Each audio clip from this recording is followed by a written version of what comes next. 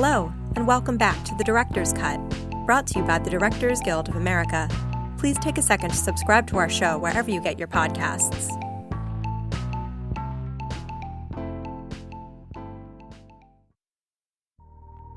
This episode, in honor of the 72nd Annual DGA Awards, we're bringing back our annual series of episodes devoted to our popular Meet the Nominees Theatrical Feature Film Symposium. Now in its 29th year, the event is a roundtable discussion with the directors nominated for the Guild's Award for Outstanding Directorial Achievement in Theatrical Feature Film.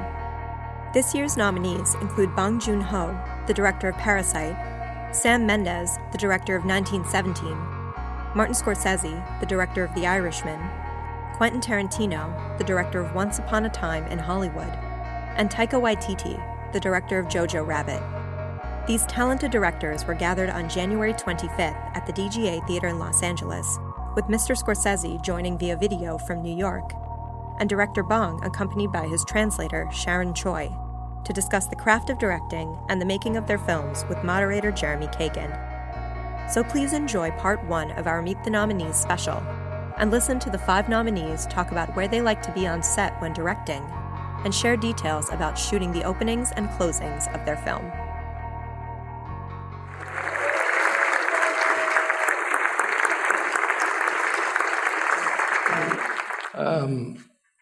I was thinking earlier that, Marty, good to see you. Hello, Bong, everybody, Sam. Yes, there you are, Quentin, and yes, sir. I'm glad you see them and we see you. Yes. Art, Thomas Merton, a theologist, once said that art enables us to find ourselves and to lose ourselves at the same time. And the work that you've done has allowed us, in fact, to do that in very unique ways. I was looking for what's common in these movies. Is there anything that's sort of similar? Well, 4 of your movies are period pieces. That's similar. Actually, in 5 of your movies, you actually have children. Of course, yours is a baby, but they're still working with that baby, I suspect, was a challenge in itself. All of your movies deal with violence. There's just no question. And you also reflect something that Teddy Roosevelt said, which was that if anything is worth doing, it takes effort, it takes pain, and it takes difficulty. And you all have been able to, in fact, realize through pain, effort, and difficulty, some remarkable movies. So thank you all. Let me introduce each one of you. Sam Mendes for 1917.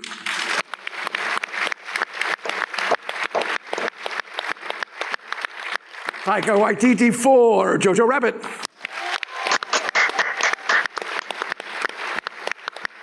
Quentin Tarantino, Once Upon a Time in Hollywood.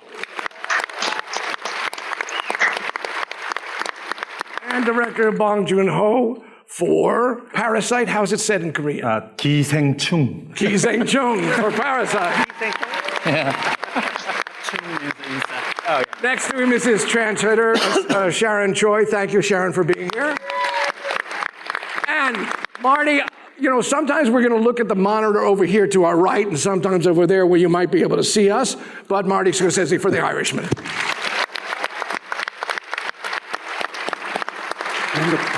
And since we've got a monitor here, I think it's, since we're all directors here, I think a good question might start with, in fact, how do you deal with the monitors in Video Village? And we'll talk about that in 1917, since what did you do with the monitors, and where were they, and where were you? I've never been more dependent on my monitor than on this movie, because we were working in such long takes. We were doing 8 minutes, 7 minutes at a time. Most of the time, I couldn't see the actors at all in person. And I normally hate that. I much prefer sitting next to the camera, or at least being alongside it. I'm always a bit suspicious of monitor screens. But here I was sort of tied to it. And it was also huge. Because we were shooting digital, I was able to have a very high quality monitor. And because I was trying to judge so many different things about the take, and judge whether it was the take that was going to be in the final movie. And that's something that normally you don't have to do until you're in the cutting room. And if there's one thing I missed on this movie, I missed the direct contact with the actors while we were shooting. And I also missed having that nice time, 8 weeks, 10 weeks, where you're in the room and you've got a nice cup of coffee and you can chat about the movie and work out what it is. I didn't have any of that. I had to make those decisions, those editorial decisions that would normally be editorial, as we were shooting. So this is, of all the movies I've made, I was completely tethered to my monitor screen. Were you alone with the monitor, or did you I have was a all video? alone, Jeremy. Was there a video village? That's what I'm sort of... Me on the rock face. No, I had my nice script supervisor next to me, and I did have a cup of coffee on set. But, I was in you want to be specific? This is obviously the occasion to be specific. I was in a horse box, right? One of those things that you carry horses in, because we were shooting on the land, and they had to wheel me around in this, this sort of, so it was a video village on wheels. And in the next horse box was my video assist person, and the next horse box along, which is in fact a kebab van. We put kebab sign on the side of it, was Roger Deakins. I don't know why we called it a kebab van. It just looked like a kebab van, and it seemed like a funny idea at the time. And then next to him was his focus puller, Andy. And so really the kind of core group making the film were kind of over the hill where you couldn't see us, because most of the time we were shooting 360, and so if I had to talk to the actor, I had to walk over the hill to see him, and there were several times when I called cut, and they couldn't hear me, so they just kept acting, off down the hill, acting away, and I thought, let's let them finish the scene, So, yeah, they were innocent, thinking that what they were doing was possibly in the movie when there'd been some error or what have you. But also, I couldn't talk to the camera operator, I couldn't talk to the sound operator. It was quite strange in that regard. But because we'd rehearsed for so long, I felt that we knew exactly what we were looking for. But still, it just felt like the weight every day. I mean, normally on set, I would play a bit of music. I would be a bit more, there would be a bit more give and take, more chat with the actors. But there was this weight every day, which was, we have to make the decision about this scene now. Not later, now. We have to do it now. So, and that meant that there was a kind of peace that descended into my horse box. It was quiet, there was no music, there was very little chat, and it was a very unusual situation because also we had that thing that normally, and I'm sure everyone here is used to this, if you've got a close-up, the hair and makeup are going to be interested, and if you've got a big shot of something blowing up, there's a fair chance your special effects are going to be involved, but the hair and makeup, not so much. And on this movie, every department was engaged in every second of every shot. So there was this feeling that all, 120 of us, or however many were there on set on a daily basis, were completely glued to the monitor screen in a way that probably is not entirely healthy, but that's how we had to judge the movie. And the others that you just talked about were looking at a monitor somewhere else, like hair and makeup and special effects, not in your room. No one's... my rule, and it's been this way on all the movies, I find it really difficult to have anyone looking over my shoulder at all. I can only work with the script supervisor. I hate that feeling. If someone else is in my, I don't know what these guys feel, but if someone else is in my space, my first thought is, what do they think about it? And not what do I think about it? And I had to work out more than ever on this movie, was I happy with it? Was I pleased with what we were getting? So I never allow anyone near the monitor screen. More than happy at the end of a take to get notes or thoughts or anything from anyone. But while we're shooting, I didn't want anyone there. So here it was quite a lonely place to be. Got it. Thank you. Taika? How did you use the monitor, if you use the monitors, how did you use the monitor in your particular case? Most of the time I don't use the monitor. I sit, as you used to, next to the camera and just be with the actors, because also I'm often changing the script a lot and just yelling words at them. And I need to be very close to them. I can't be off in another room screaming it out. But yeah, so I'll be like just sort of engaging with them quite a lot. Obviously, it's very different if I'm in the scene and I'm not looking at anything at all except for the actor. But then sometimes I've become lazier. I've discovered sofas, and so now sometimes I like to get a couch and I like to relax if I'm going to look at the monitor. I like to sort of sit like that. And look at it, because I want to see it how most people are going to see it. Like that, with a remote control, and a cup of tea, and then I sort of go to sleep for half of it, and then I wake up and I'll say, was that good? or I go to the toilet. When you were dealing with your own performance, in order to, quote, check what you did, would you go to the monitor? Would you do playback? And how would you use it if you did? No, I wouldn't look at my own stuff. I know my limitations. I know what I'm capable of, and it's, yeah, I'd be more disappointing for me to go and watch back what I did. I didn't want to do that. I'd like to think that I was doing okay. But I've never done that. I've always felt. I mean, if I'm in one of my films, I give myself the easier roles, and where it's not too taxing on me. So I will. I will go. And also, like that particular role was very strange to be dressed up like that and directing.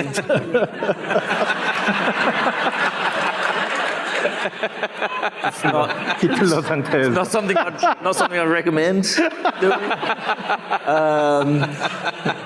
You suddenly become a lot nicer.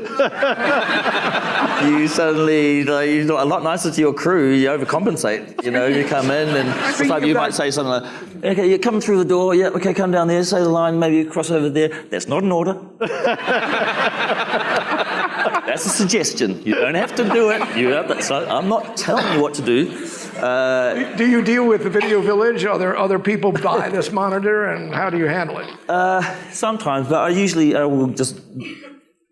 I will go to the village, look at the 45 people that have suddenly disobeyed me, and come and looked at the monitor, and then get frustrated and just go back in the room with the camera.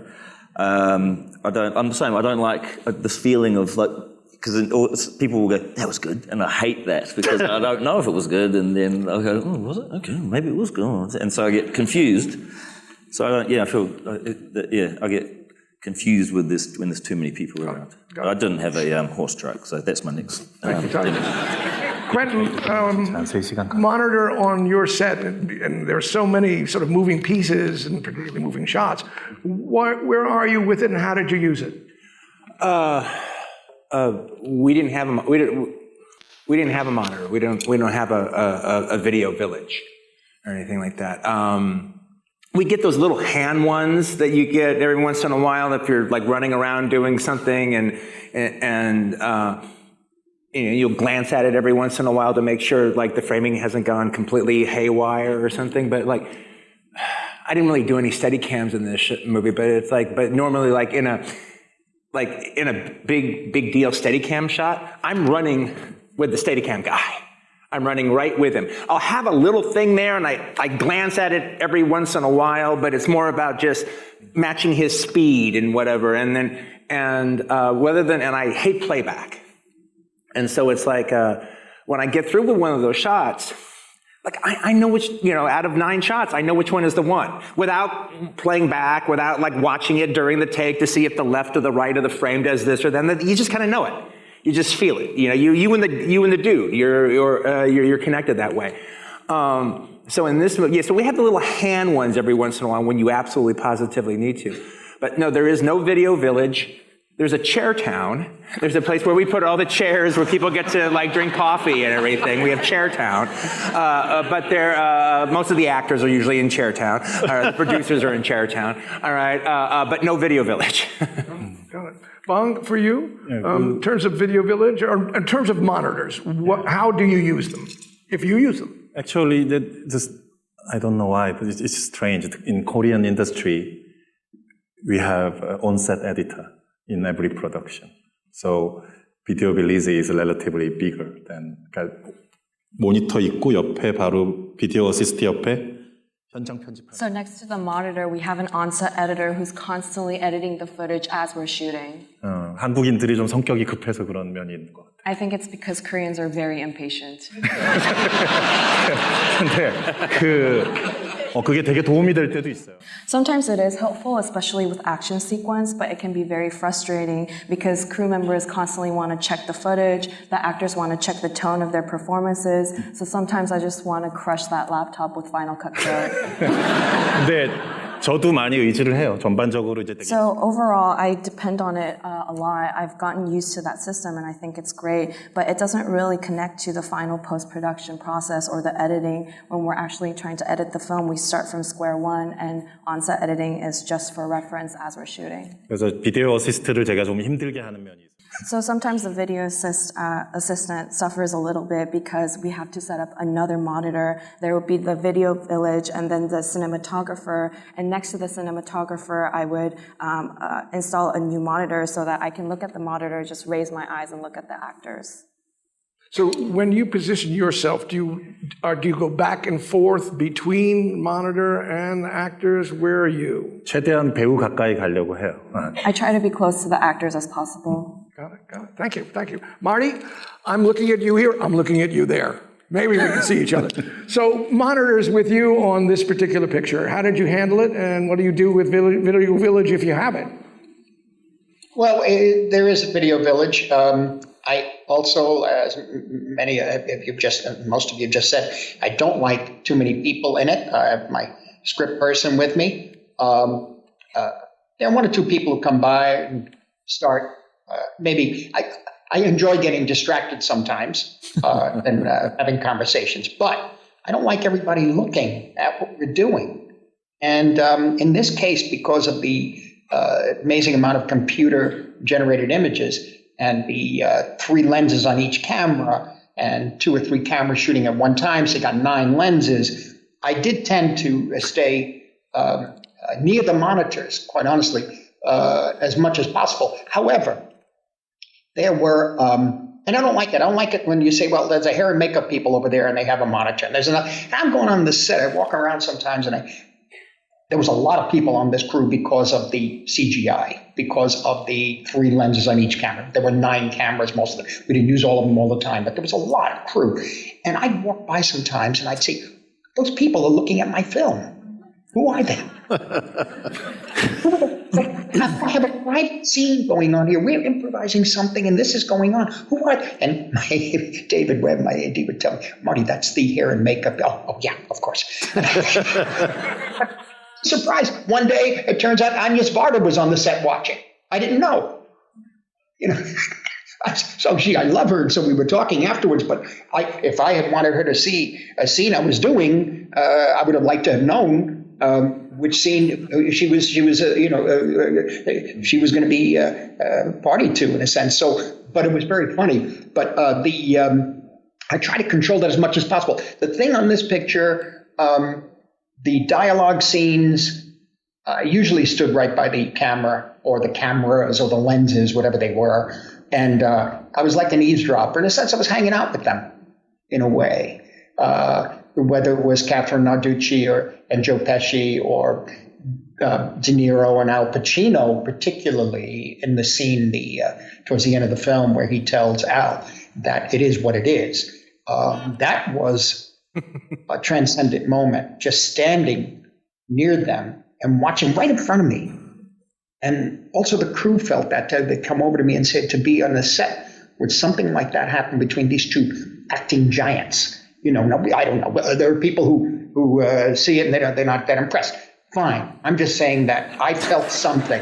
And it was watching them. I had the video below me, but I was right almost at their feet.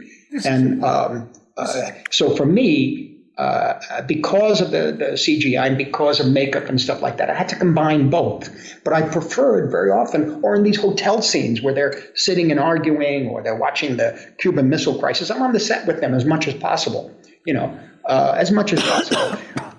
I did find, though, that in the big appreciation night sequence, I was able to have 2 or 3 cameras going, and I'd say, okay, punch over there. It was almost like shooting the Rolling Stones in Shine a Light, where I'd say, pick up that camera, go there. Or I would do things like I just wanted the people at the tables, Keitel and Dom Lombardozzi and Pesci and all of them to be eating and enjoying themselves. And I didn't give them any real dialogue. It was just to show the event and how they were participating in it. And so I had a camera on Harvey, for example, and Harvey and I know each other for a very long time. So the waitress goes by, puts food down in front of him, right? And he starts to eat the food, and I said, hey, send the waitress back and take the food away. Reaction. Who's the boss? He's Andrew. He's the big boss. You don't do it. Anyway, things like that.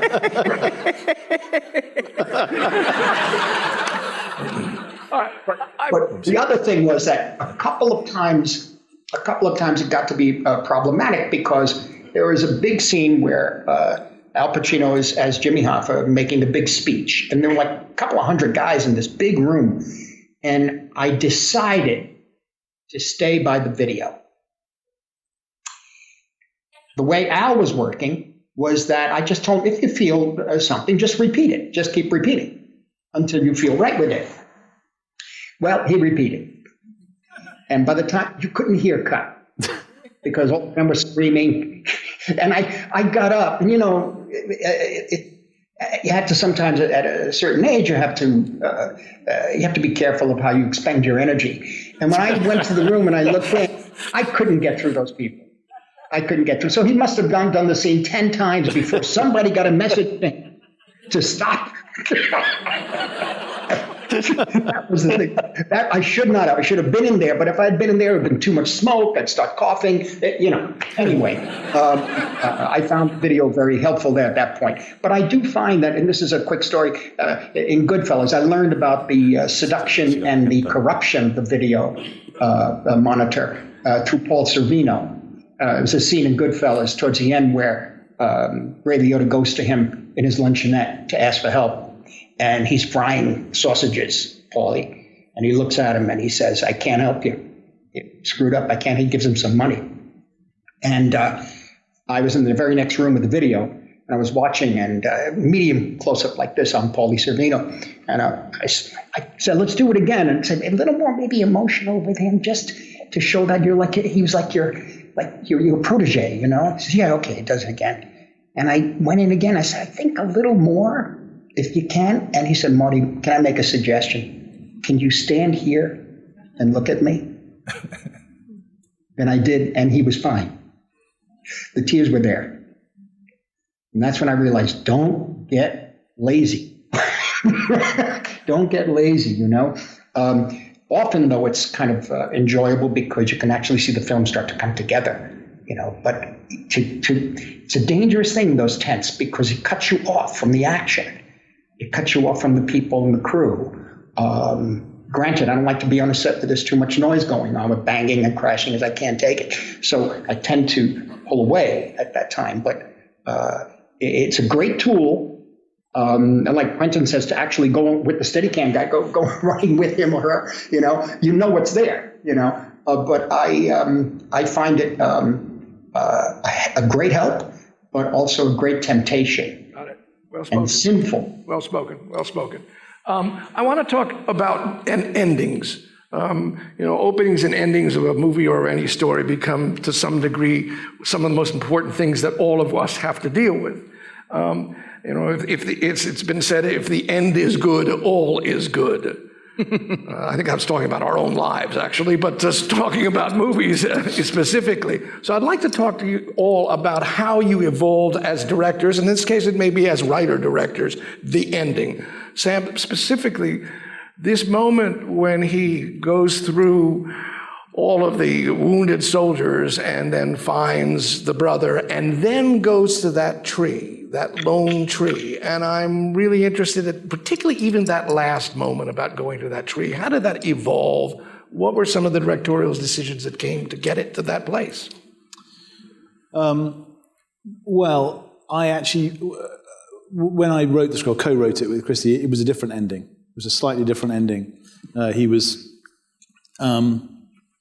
sitting on the bank of a stream, as it happens, and it was when we were location scouting in the West Country in England, and we saw that tree, me and Roger Deakins, and we both looked at each other, and it just seemed so obvious suddenly that the movie should start with him leaning against a tree with his eyes closed and end with him in exactly the same position, and yet everything has changed.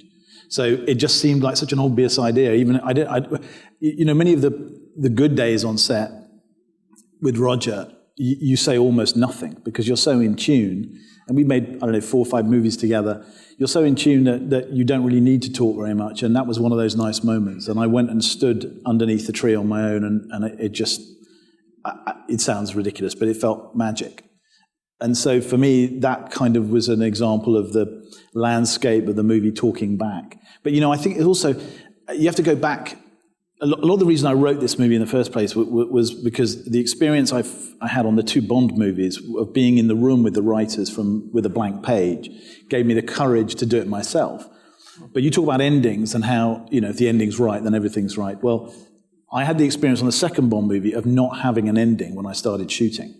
And I found it really not a good experience. Because for me, one of the things I'd enjoyed about Skyfall was that I knew the ending was M dies, a new M arrives, Bond is back, we reintroduce Q, we reintroduce Moneypenny. I had it all and every scene in the movie was moving to that point. And, you're so aware when you don't have that, you don't know what, the ending is, that it's everything, because you're kind of directionless in a way if you're not pointing in the right direction from the start. So it's very important to me on this one. This was a reaction against that in many ways. Even though it was technically complex, it wasn't nearly as complicated as working on several continents with several units and all of the things that go along with a Bond movie.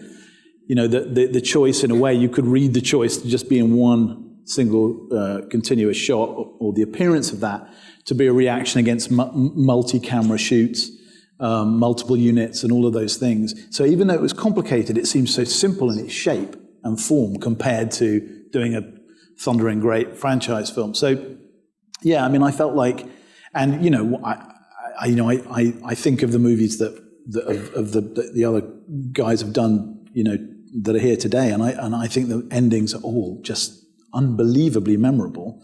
The last shot of Parasite, the last shot of the Irishman. I know, but you think about it and you just think, of course, that's the only way it could end. That's where it's heading the whole time. That's where it's going. It would seem crazy. It makes sense of everything that follows. The last shot of Quentin's movie, obviously. You know what I mean? The whole thing just seems right. And I think without that sense of where you're going, I do think it's really, really difficult. And I have experienced it in its opposite form. In evolving that sequence to get to that tree, I don't know if I know there's lots of blended shots. I don't know if it's the same shot that walks through all of those, where we actually see the result of war. Yeah. And we see all these bodies twisted and torn to pieces by the horror of war. And was that all part of that getting to that tree, or wow? Well, it's actually 2 shots. The shot that begins in the trench, goes up through the field hospital, and ends with Schofield turning to see Blake's brother, played by Richard Madden, and the next shot takes him to the end. So it's 2 shots. But the reality of that is I shot that whole sequence, and then I knew something was wrong with it. We spent a whole day shooting it. I shot it. I couldn't sleep. I woke up, I called Lee Smith, the editor, who was, despite the fact there are no obvious cuts in this movie, a pivotal figure in the putting together of the film. And I said, what's wrong with it? And he said, I felt detached when I watched it. I said, okay, that's fine. That's all you need to say. I felt like what I'd done was I backed off the horror. I thought, I wonder if after all this, an audience can literally take any more. And I just thought, listen, I've written it. I have to go right down the middle of it. So I got up. I went to the set on my own. We were shooting, we were only called at lunchtime because we needed to shoot at the end of the day. I walked out there. It was just 2 security guards who thought I was a weirdo who'd come to visit the set. And I remarked the positions of the tents. I drew a diagram. And Michael Lerman, my first AD, who's here today, I called him up and I said, you've got to come in early. And I restaged the whole scene. We restaged the background. I got Christy, my co-writer, to write dialogue. I said, write me 20 snippets of dialogue that could be being said by the nurses and doctors in a field hospital. I gave them to Michael. I said, find me, you go and create 20 different scenarios with these bits of dialogue. I want them to do them full out. I may not use them, but I want them full out. I want people screaming, crying, asking for their mother, whatever it is that you think is going to work. And I'm going to work with Roger on where the camera goes. we decided that we were going to detach the camera from Schofield at one point and just going to float across the dead bodies lying on them. And we restaged the whole thing in that morning. And it was way better. But it all came from the fact that I was backing off my own initial gut instinct that what we needed was to confront an audience with the reality of what had just happened. And I thought, I just have to do it. If it's too much for the audience, then it's too much for the audience. But I'm going to just have to do what I said I was going to do. And that's a good example of everyone working in tandem on that one day, you know, and reshooting a scene, turning it around very quickly. But also the speed at which I had to listen to that inner voice that said, that's not quite right. Now, if I'd been shooting it in a conventional way, I probably would have gone with it and thought I'll solve it in the editing room. And it wouldn't have been as good. But because I had to decide if it was right or literally right or wrong, or if it was what I wanted or not what I wanted, I had to confront it on the day. And that's where Lee was so pivotal for me. He gave me immediate feedback of someone who wasn't on set, had no interest in it. There's a great David Mamet line, I don't know if you know about editing. He says, in the cutting room, the director is serving two masters, the movie and himself. It's the editor's job to just serve the movie. And Lee is a master of that. He doesn't want to know what my favorite take is. He doesn't want to know what I thought on the day. He just wants to watch it. And he'll be the person, because you know you do 28 takes, let's say, or whatever. You're generally going to go, there's a reason you've kept going. You're probably going to go with a movie like this to 26, 27, or 28. And you call Lee, and Lee would go, you know what, look at take 9. I know he made a mistake. We can solve that. I think take 9's the most interesting. And your first instinct, it's a very interesting human response, is, oh, for fuck's sake, don't tell me it was take 9, because I wasted the rest of the fucking day. Okay? And I go and watch it in a really bad mood. I'm like, fuck it, he's right, take 9's better. But you know, you don't have, and to be confronted by that part of yourself straight away, rather than months later in the cutting room, was really unusual and quite destabilizing on a day-to-day basis. Like, you know, so because I would have to say we're matching to take 9 because we had to know what the A side of the stitch was. So yeah, it was a really One unusual. more question about that, and it's a performance question. And it has to do with, did you say anything to George when he sits in that tree and takes out those photographs? What was the conversation? What was the rehearsal that you might have done beforehand to get him to express what you wanted at the very moment of the end of this movie? You know what it's like with when you're doing a movie, you say everything to them and nothing. You know, I probably said lots to him over the preceding weeks, but on the day, nothing. Well, because if it's, by the way, that was the first take. That's the only time in the movie. That scene with Richard Madden right to the end is the first take. And sometimes you don't need to say, you learn, I think, early on, and this is also coming from the theatre, I learned this, just let them, give them, if you trust them, let them do it, and then wait and see. And sometimes you don't have to say anything. You know, these people are pretty good at what they do, and by that time we'd shot the whole thing in sequence. He brought everything that he had lived through for the previous 9 months to that last shot, and that was simply there. I had nothing to do with that, and yet it was months of work. But I didn't say anything to him on the day. No.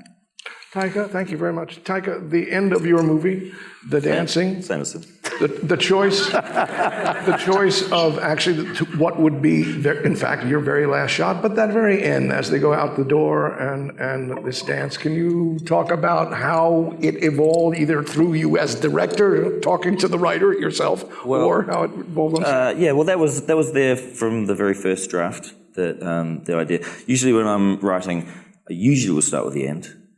Then I'll try and come up with a cool beginning, and then try and fill up the middle. But it's usually, or there'll be pieces I'm like, oh, I'd like to see this in the film, I'd like to see this, I rejected this from another script, I'll put that in there, make them German.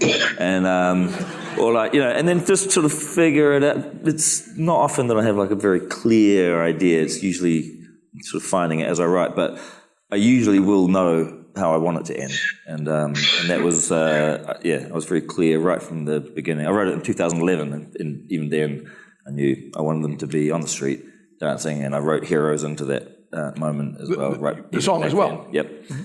And so that was, I guess, a point that I knew. I mean, it was one of the few things I knew about the film, I guess. And in shooting that, if you remember, the talking to both of them and actually the staging and its evolution, because it evolves. I mean, it starts subtle and then they begin to do it. I'm wondering if you remember what might have been said to your actors to get to these. Well, so Roman is, when I cast kids, usually they've never acted before, and I'm always looking for, when I'm auditioning, I'm looking for the kid who resembles the character that I've written the most, so that they don't have to act. So then, the biggest job is actually finding the kid, and it's a long process. I think we auditioned maybe 1,000 kids, and he came in about 4 weeks before we started shooting, so we were desperate.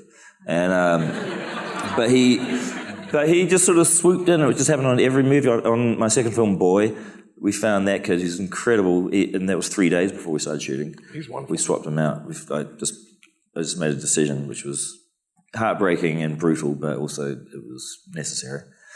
And what I saw in Roman, who is a very beautiful young man, sensitive and cares deeply about people, was the person that I wanted at the end of the film.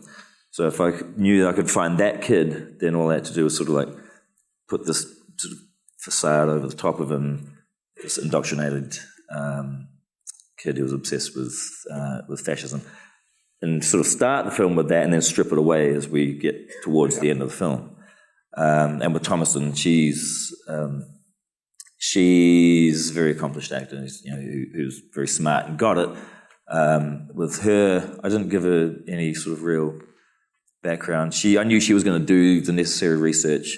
The only other bit of research I told her, I suggested, was to watch Heathers, because I thought that, in my mind, I liked the idea that this girl had a life before this period, and that she was probably a cool kid at school, and then sort of, just to give her some background. But it was always just working towards that end point. What was the music that you played for them when they actually shot this moment? Heroes. Did you actually play the music on set? Yeah, we didn't have the rights to it, but I just sort of felt like it was the closest I'd get to it, and then and it just felt like I'd find something rhythmically to the same tempo if it didn't work out.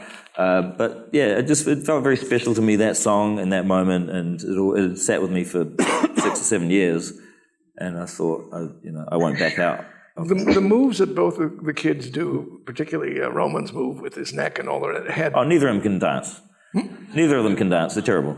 But on each shot, I'd stand behind the camera and I would dance for them, and then out of so like I'd give them an eye line, which is very, very like tight to the lens, and in their sort of periphery, I guess, I would be doing these moves, and they would copy me as best as possible.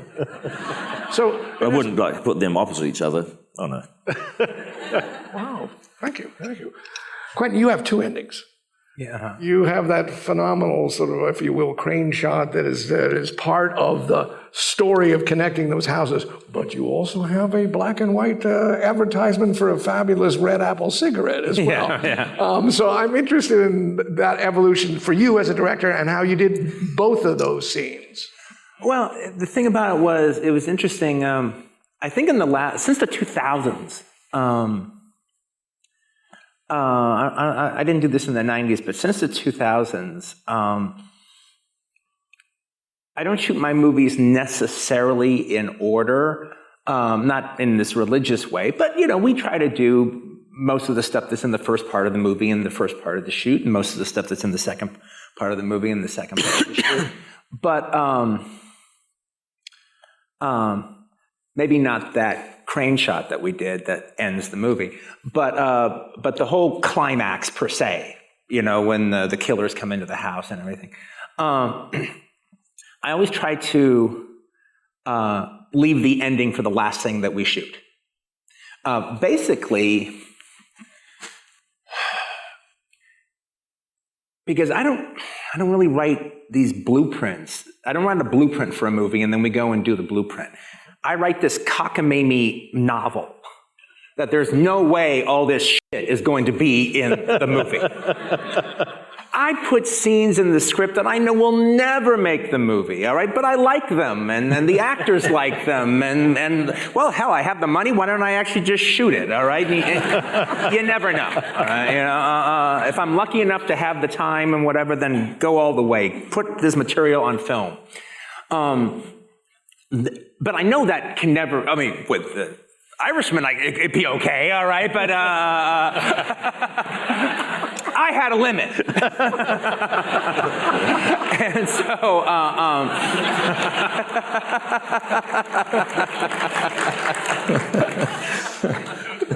so the thing is, so I'm literally kind of stuck, kind of adapting my novel, like I'm doing a novel. I'm adapting my novel every day on the set. Now I'm shooting it, but I'm seeing what we're shooting, and I'm seeing how it's working, and I'm seeing what's becoming important, I'm seeing what's becoming less important.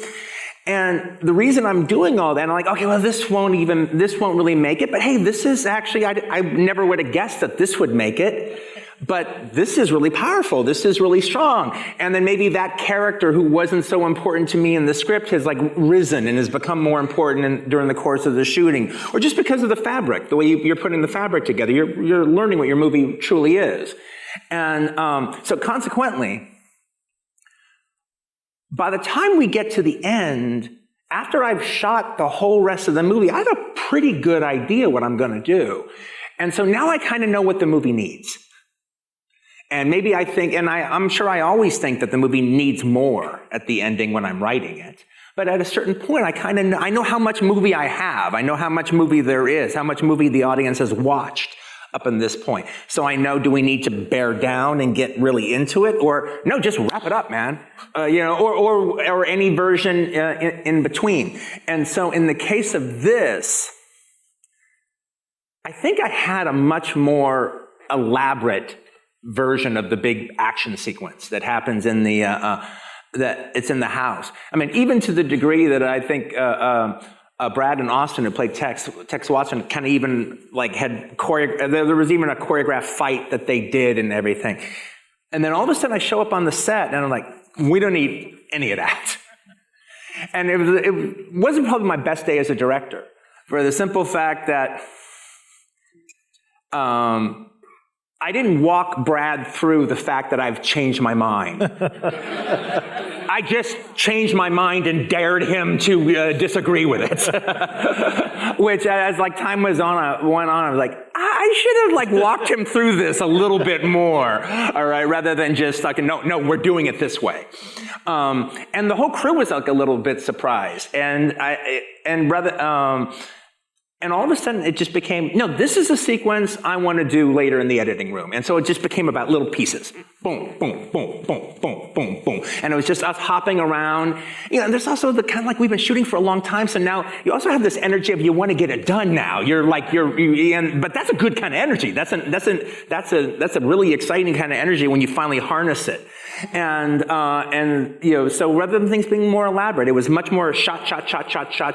And people are like, oh, I guess this is how he's going to do it now. Okay, fine. But the crew is actually used to being able to watch it more unfold, and they have it, and they have a good sense of it. Here it was just, they were forced to cut it in their own mind by seeing how I was doing it in little bits. In terms of the very last part of it, which is standing outside Sharon Tate's house and that crane shot, and then the fact that titles start, mm-hmm. and then you have this ad. Mm-hmm. Talk about how that evolved and the style, and also directing both of those pieces. That sort of last. Well, that last little shot that's been in my mind. I've been working on this for 6 or 7 years, off and on. And I think about 5 years ago, I came up with that ending shot. And it's haunted me. That shot has just been haunting me for 5 or 6 years. And you're speaking of the crane shot? Yeah, I'm talking about the crane shot where you see Sharon comes out and everything, where you go from the gate and everything. And it's wonderful and horrible when a shot haunts you. When it gets in you, like you can't function, you can't live until you put it on film and get it out of your system. But then God, it's also like the greatest thing in the world to actually feel that kind of a connection to your work.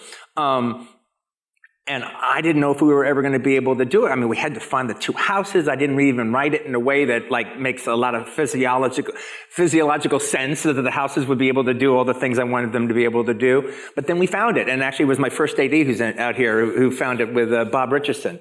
It was one of those things where they kept finding houses and, well, they weren't exactly quite right, but you could do this instead, or you could do that instead. And I was starting to get worn down, like maybe I was going to have to make a choice like that. And they go, God, this is not what Quentin wants. And so they just went up in the Hollywood Hills with Google Maps, and they found the two houses. And luckily it all worked out. But to go back to what I was saying before, we shot all that stuff in the two houses that are at the end of the block. We shot that fairly early in the shoot. I mean, maybe like, week 7 or 8 or something like that. And so consequently, the shot that's like driving me crazy, the shot that's the end of my movie, I shoot that shot, that crane shot from the gate to the overhead to the house, like within like week 6 or 7. And it kind of fucked me up emotionally a little bit to actually shoot this ending moment for the movie that soon into the shoot. I mean, I understood everything, but emotionally it was like, well, how can there be even more movie to do now that I've shot this shot? Now that I've seen the end right, written, it's like, how can there be even more out there? But there was. The ad. The ad. That was just we had like 2 days. We had 2 days to do all the bounty law stuff. And we were on a Western set, and we were doing all the bounty law stuff. And literally, one of the days was the hottest day in Los Angeles that year. And that's like the day that we were trying to do like 37 setups, right, to duplicate this entire series. And poor Leo, man, he was running, he was there for every 37 setups, all right? He was running back and forth, sweating his balls off. But that was just, but that was easy. That was just one of the things that was one of the many things that we did. We did the little Red Apple commercial, and look, if it was up to me, all that media that Rick Dalton does, the movie would just be filled with that. And we'd get around to a story every once in a while. I could just keep showing like every episode of TV show he did, all the movie. I want to see half of 14 Fists of McCluskey. I would have shot all that stuff. So we would shoot all this stuff. I'm like, oh, how can I put this in? How can I get the FBI like all the way in? All right, not just a little cut to it quickly on the TV. How can I get the Red Apple commercial in? And then like, oh, hey, the Red Apple commercial in the closing credits. Great. Well, thank you. Both endings are very powerful in their own way. Bong, in a way, you have two endings as well in your piece. 퀸틴의 그 열정적인 얘기를 듣다가 좀 다 까먹었어요. 내 엔딩이 어떤 엔딩이었는지. I forgot what my ending was listening to Quentin's passion. 근데 정말 좋은 게 저도 되게 궁금했어요. But it's great because I was so curious. At the end, the film ends with the camera on top of the rooftop, and I thought as a director that was a very simple but great decision to make. And so I always wanted to ask him, and to hear that he's been dreaming of that ending for the past 5 years, it's been very insightful. Were you dreaming your ends? 저는 이제 저의 엔딩은 영화. So my ending is very powerfully tied to the opening shot of the film. So the ending and the opening came to me together. 영화 전체가 사실 되게 버티컬. So the entire film is aligned very vertically according to class, the rich on top and the poor on bottom. And the opening shot of the film, you have the camera in the semi-basement home craning down towards the main character. 그래서 어떻게 보면 좀 약간 잔인하고 슬픈. So it's a cruel but sad ending because he's writing a letter to his father in Morse code, announcing that he will purchase that house, and all he has to do is come up the stairs. And you actually see that scene on screen.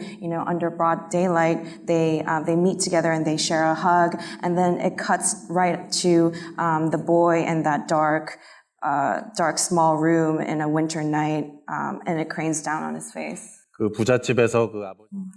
So when the father finally comes up the stairs to the rich house and they share a hug, on set I got emotional as well. We built that house on an open field outside, and we calculated the direction of the windows and the house so that it can have as much broad daylight as possible. And there was a certain period of time when sunlight would sort of pour into the garden, and so it was actually all natural lighting in the morning. 그래서 그 장면 찍고 So that was actually the last scene that we shot at that rich house, and the next day we just started demolishing the set, and I felt very strange because I wanted to live there. So do some of us. Question for you. That choice of the angle that you do when the father and son embrace, we are very far away, far distant. yeah. What made you choose that rather than, let's say, go in for a closer shot? What happened? And you said you were moved, so I'm interested in why you chose that. That's the exactly same question I wanted to ask to Quentin. Why your camera never Got close to the shadow type? Well, you answer first, and then we'll find out. 그게 모르겠어요. So I think it's you can say it's sort of a Korean or Asian sensibility where when the emotions are the most intense and you have that burning emotion happening between the characters, you almost want to stay far away so that the scene is faint. And that way you feel the emotion more intensely when you can see it all happening. So you feel if you had shot a closer moment between those two of them, it would not have had the emotional effect you wanted. That visual made the difference, yeah? 그러니까 클로즈업을 It wasn't as if we had close-ups of the characters and then decided to take it out during the editing process. From the very initial storyboarding stage, I knew that I wanted a wide shot. 그리고 마티 영화 스콜세지. And even with The Irishman, you see De Niro through the door cracks, and that gave me a very strange emotional response. So I wanted to ask Marty about it. We're about to. I'm so glad we're on the same page about this. Although I do want, maybe we'll go back to Quentin and why the wide, not a close-up. But I'm going to ask Marty for this question. Marty, in their last shots in the movie, one of them is quite remarkable because it takes that nurse, I guess, out into the hallway and then comes back, and there's a change of light, there's a change of time, and we discover him change of outfit. I don't know if it's the same shot or how you did it, but then you have those last, if you will, two shots, and one of them is this low angle looking at him, and then the other is the wide one at the end. Can you talk about how that evolved for you? Yes, I'll try. I think to say immediately that was the original ending, that we knew was going that way from reading the book, from my discussions with De Niro, and certainly with Steve Zalian. And I said, let's aim for that. At one point, I even said, should he shut the door? No, because he's still waiting for some kind of salvation of some kind of forgiveness, some kind of somebody to save his soul or something to save his soul, so to speak. So he leaves that open. Could be the daughters, it could be whatever. In any event, then the problem was shooting it because that we did shoot towards the end of the picture. And the scenes with that young priest, Father Morris, were, except for the last few lines of the dialogue of the film, particularly in the chapel when they in confession, were from a real confession. They were not scripted. Bob's lines were scripted, but the priests were not. And in any event, that gave us the feeling. I shot that first, so before shooting the scene in the room, and that gave me more confidence and as to how to express this idea of this old man in this room. I knew, for one thing, that the movie in my mind came together fairly quickly. I'm reading the book, and the piece of music came to my mind immediately, and that was "In the Still of the Night" by the Five Satins, and that is the pace of the film. That's the rhythm. That's the emotional impact of the picture comes from that. Not nostalgia for an old 50s song. I don't care about that. It's about the still of the night, going back to listening to sermons or in the 50s, coming from a Roman Catholic background, where the priest would always talk about, or people would always talk about, the veil of tears and the death coming like a thief in the night when you least expect it. So in the still of the night is love and also exiting. So this was the movie. I knew it had to start that way, and I knew people would say, well, that reminds me of the shot in the Copacabana. It has nothing to do with it. I just had to find this guy sitting there, and let's just go through this this retired living place with the camera. However, the ending, the problem was, once the priest got up and left, and he says, is it Christmas? Bob says, is it Christmas? And the priest said, yeah, almost. And it cuts back to Bob, small in the frame, and he said, do you mind leaving the door open a little bit? And I thought I'd end it there, but I felt that I didn't quite like that, because it's almost as if, could you leave the door open a little bit? I don't like being here with the door closed. And then the camera tracks out. It's like corny. And corny is not a good word to use, but it's cliche. I've seen it before. It signals the ending of a movie. I don't want to signal the ending. So what the hell to do? I know I got to wind up in the hallway and show through the crack. I know that. And that's got to be really simple. And simple is hard. So can't even think about making it simple. You just got to do it. You got to see it. And so I remember it was Easter weekend when we were shooting that. And I shot it through the doorway then. And in the editing, we found it was one of the most difficult things to do because of two things. One, from cutting from the interior of him telling the priest to close the door, him small in the frame, and you're inside the room, to the priest coming out into the hall and leaving the door open and seeing him in the background, it just didn't seem to have an emotional impact. And so something I hadn't planned on, which was that low-angled shot of Bob in the middle of those two shots. And then it became, how long should that be on? And where did I get it from? Because I shot it for another reason, which I didn't use.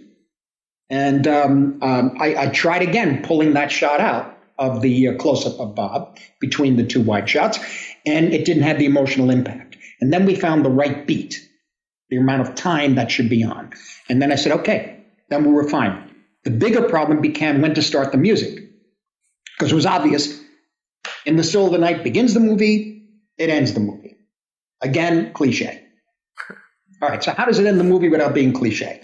Well, why don't we start it while he's in the chair and you see through the door? And I thought, everybody, how about this? Tracking out and putting the music over it. That's even worse. I said, now what the hell do we do? Okay, that took such a long time. Starting inside, putting it on the, starting the music on the shot of him in the hall, through the door, starting the music. And I always felt it's an intrusion. Where the hell is this coming from when I screened the picture? It really annoyed me. And finally stumbled upon the idea of cutting to black and then slowly bringing that music back in, without it tugging at the heartstrings or being sentimental or nostalgic, you see. And so that was, that, as far as the visual was concerned, that was from the beginning. The execution of it was an arduous, not arduous to shoot, but arduous in the construction of the picture. Again, this is something, because of the strangeness of this production itself, one has to address the issue of length, I would think. There's no doubt, but we never intended the length to be what it was. We just played the film, and in terms of the company that was making the film for a streaming service, or apparently being shown in theaters too, you say, well, what if it plays as it plays, and some people will see it in sections. I have a lot of people telling me, some doctors, surgeons telling me I watch 15 minutes every night, because you can't watch the whole time. These are surgeons who have to get up at 5 a.m. to go and operate on people. I have people telling me I watch it for 5 or 6 hours in one day. I go back, I watch scenes, and I know that if you see it from beginning to end in a theater, let's say, or even in a home theater, it's a different experience. And so we took a chance, really.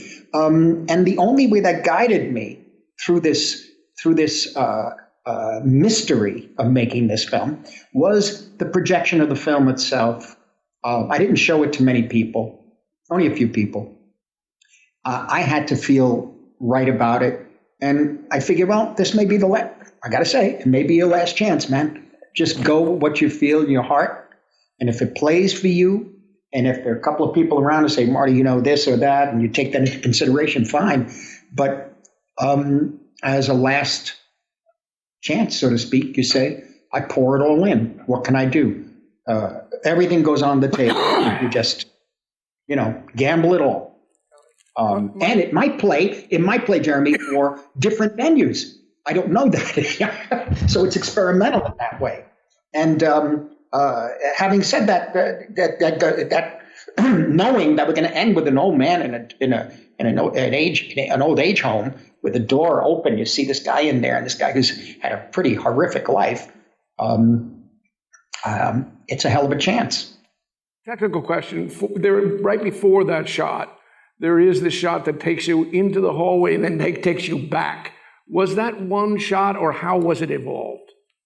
Well, that became a script issue in that we had scenes in the hospital room with the nurse, then we had scenes with the priest, and then a couple of other things. And what happened was that ultimately the scene with the priest where Frank is in confession, and the priest is talking about the will for he's talking about the will to for sorrow and for remorse. That I wanted in the chapel, so I had to find a way to get them out of the room, go in the chapel. Then I had to figure a way to get them back in the room. And by doing that, I went back, did the scene in the chapel, went back to the nurse in the room, and I said, well, now we got to follow the nurse out. I said, so why don't we just then pan the camera, and we've seen this a lot in films and in theater, where the lights change, and in hospitals late at night, like 2 a.m, it's always 3 a.m, and you hear these sounds,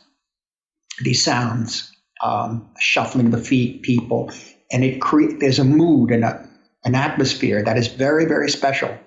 And so I wanted to create that, and we go into the room, we find that the priest is there. But that was 2 shots. It was changing the light, going from the bright light, and basically just fading down the noise in the hallway and a few people, and then bringing up what could be is really the absolution for this confession. You're bringing that up on the soundtrack, and you come in, and basically it's over. But by that point, in that little move into that room, Frank has aged even more. In a sense, maybe not physically, but he's aged completely. He's almost somewhat pretty confused, I think, at certain points there. Not quite sure.